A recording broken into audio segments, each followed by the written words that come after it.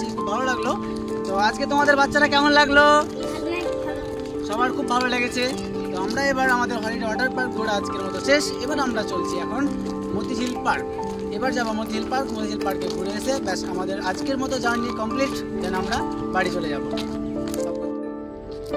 এবার আমরা একেবারে বাড়ির দিকে রওনা দেবো। এবার চলো লেটস গো, বাড়ি যাওয়া যাক নাকি? চলো।